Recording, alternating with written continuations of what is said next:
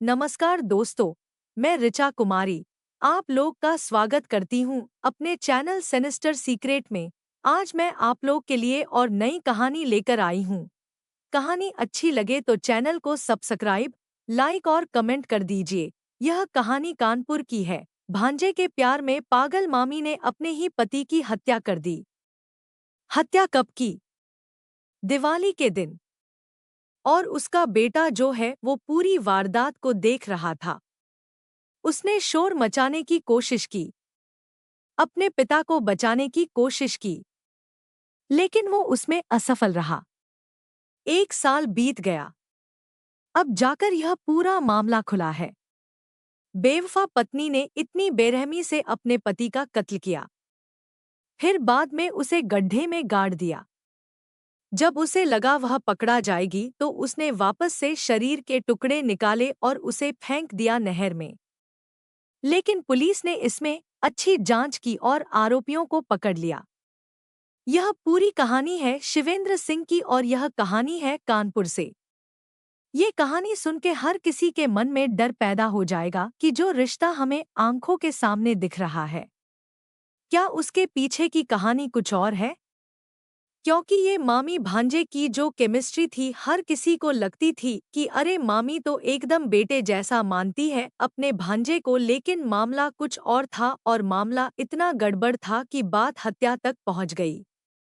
तो क्या है पूरी स्टोरी इस वीडियो में जानेंगे, लास्ट तक ये वीडियो जरूर देखिएगा। कानपुर के रहने वाले शिवेंद्र सिंह, जिनकी उम्र 50 साल है, कुछ साल पहले वो गुजरात जाते हैं जॉब करने के लिए और प्राइवेट कंपनी में जॉब लग भी जाती है। वहां उनकी सैलरी होती है 15,000। इस बीच वो काम कर रहे थे। उनकी लाइफ अच्छी चल रही थी, सब कुछ सेटल था, कुछ पैसे वो घर भेजते थे, सब कुछ सही चल रहा था। उनकी बहन उनसे रेगुलर हालचाल पूछती थी, तो बहन कहती थी भाई अब शादी कर लो यार, अब उम्र हो गई है, अब शादी कर लो।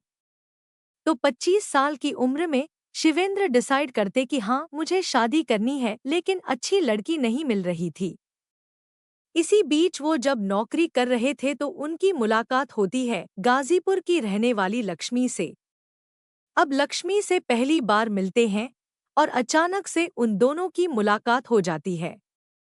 एक दोनों बातचीत करने लगते हैं और धीरे धीरे नंबर एक्सचेंज हो जाता है। नंबर एक्सचेंज हो जाता है, फिर रेगुलर बात होने लगती है, फिर दोनों मिलने लगते हैं।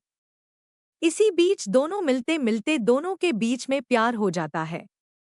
और प्यार की लव स्टोरी की कहानी जब आगे बढ़ती है तो कभी मूवी देखने जाते हैं, कभी घूमने जाते, कभी खाते पीते हैं।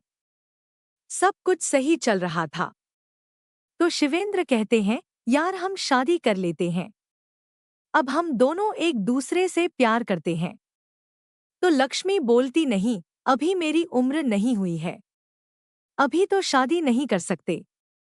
फिर भी शिवेंद्र भाई जो थे वो लगे थे, बातचीत करते रहते थे और उन्हें उनके गांव के लोग शिव सिंह कह के बुलाते थे।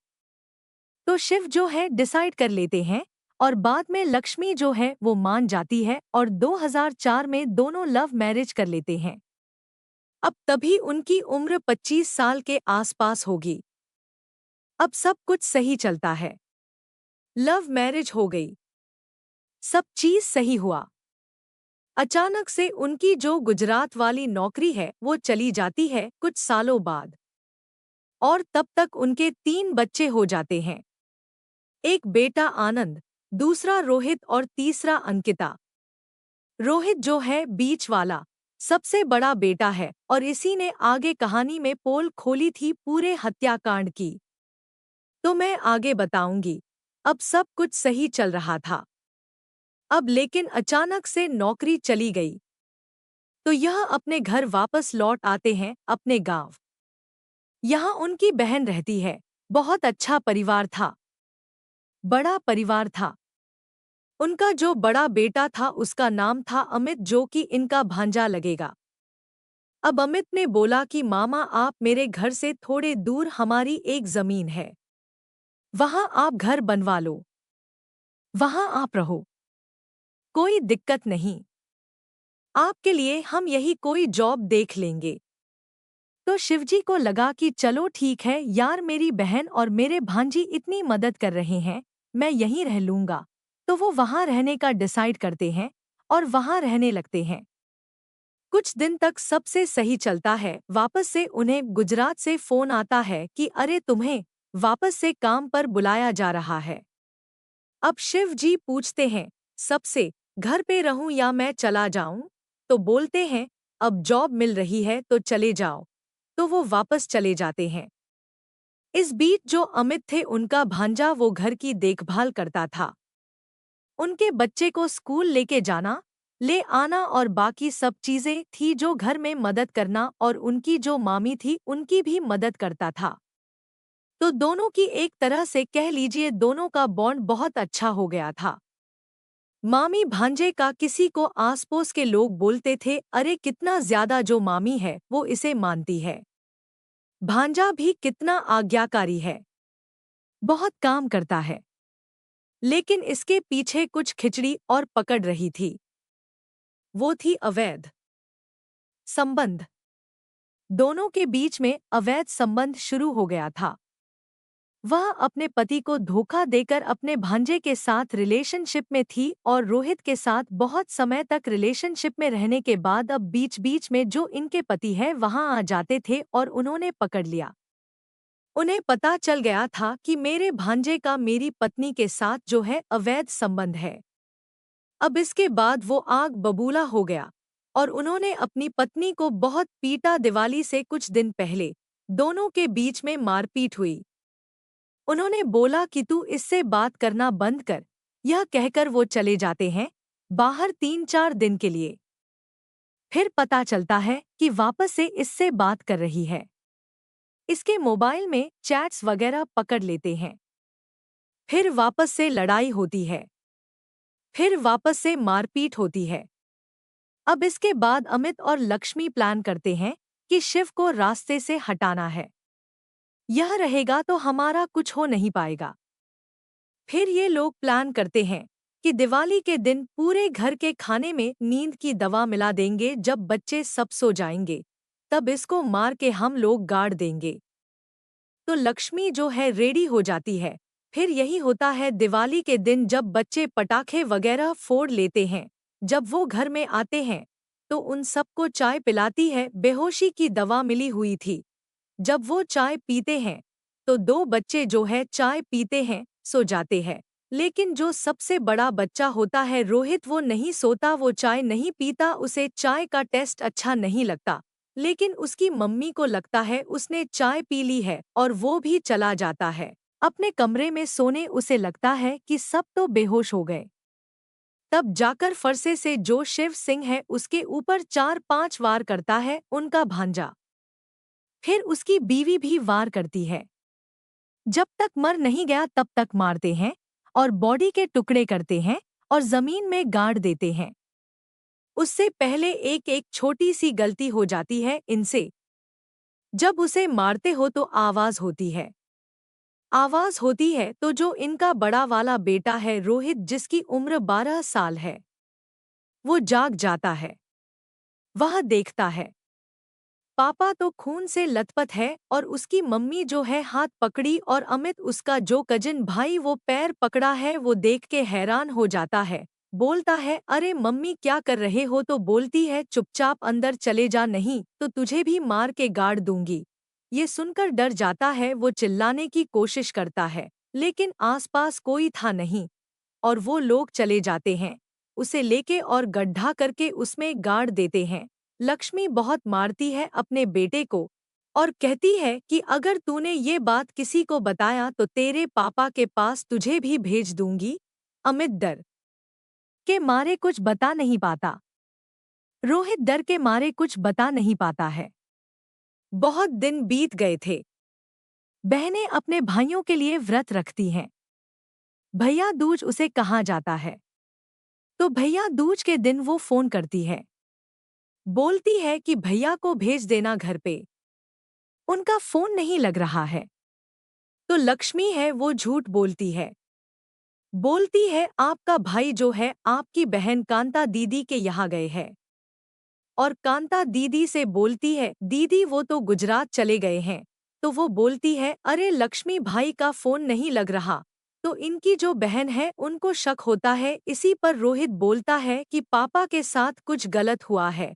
इतने पे लक्ष्मी बहुत मारती है। कांता देवी को लगता था मेरे भाई के साथ कुछ गलत हुआ है, तुरंत पुलिस स्टेशन जाती है, पुलिस में कंप्लेंट करती है।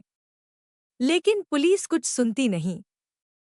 फिर वो लोग कोर्ट चले जाते हैं और कोर्ट से आर्डर होता है कि इसमें एफआईआर करो। फिर गुमशुदगी रिपोर्ट में एफआईआर होती है। जब पुलिस इन्वेस्टिगेट करती है, जब पूछताछ करती है तो बेटा बताता है कि मेरी मम्मी ने ही मेरे पिता को मारा और मैंने देखा था अपनी आंखों के सामने और उन्हें ले जाकर गाड़ दिया था। उसमें भांजा भी शामिल था। पुलिस के जाने से पहले ही लक्ष्मी सबूत को गायब कर देती है। यह जो पूरी वारदात है 1 नवंबर की थी, 2004 की थी। जिस दिन हत्या हुई थी 19 अगस्त 2005 को केस दर्ज कराती है कांत देवी। अब इन्हें लगता है कि केस दर्ज करा दी अब तो फंस जाएंगे, तो जहां डेड बॉडी गड़ी है वहां से डेड बॉडी निकालते हैं और उसको ले जाकर नहर में फेंक देते हैं। लेकिन उसके टुकड़े, कुछ पार्ट्स जो है वो वहीं रह जाते हैं, जो सबूत बन जाता है। पुलिस जब इनको अच्छे से पूछताछ करती है, उनको लेकर जाती है तो देखती है जहां इन्होंने उसे गाड़ा था वहां लाश नहीं मिलते हैं, लेकिन कुछ पार्ट नहर में से मिल जाते हैं। अब पुलिस इनसे पूछताछ करती है तो लक्ष्मी बताती है मेरा भांजे के साथ अवैध संबंध था, यह उसमें रोड़ा बन रहा था, जिसकी वजह से हम दोनों ने प्लान करके उसका मर्डर कर दिया। बेटे ने पूरी सच्चाई बताई, लेकिन रोहित डरा हुआ था। 12 साल की उम्र थी उसकी। शुरुआत में वह कुछ कहने से डर रहा था, लेकिन बाद में वह हिम्मत करता है और वह बता देता है सारी बातें जो उसने देखा था। जो शिव की बहन जो थी, वो चाहती तो अपने बेटे को बचा सकती थी, क्योंकि उसे पता चल गया था कि उसका बेटा भी इसमें शामिल है। लेकिन भाई से इतना ज्यादा प्यार करती था कि उसने बोला अगर मेरे बेटे ने भी गलत किया होगा तो वह जेल जाएगा, मुझे जरा भी अफसोस नहीं होगा। वो कंप्लेंट करती है, बकायदा पीछे पड़ती है, कोर्ट जाती है, कोर्ट जाके केस करवाती है। तो ऐसी बहन को भी सलाम है कि अब अपने भाई के लिए खड़ी रही, न्याय के लिए गुहार लगाती रही, ना कि अपने बच्चे का मोह किया।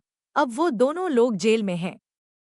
रिश्तों की मर्यादा का पालन करना हर इंसान का कर्तव्य है, वरना उसका अंजाम सिर्फ बर्बादी है। यह केस लोगों को सजग करता है कि अंधविश्वास और अंध भरोसा हमेशा नुकसानदेह हो सकता है।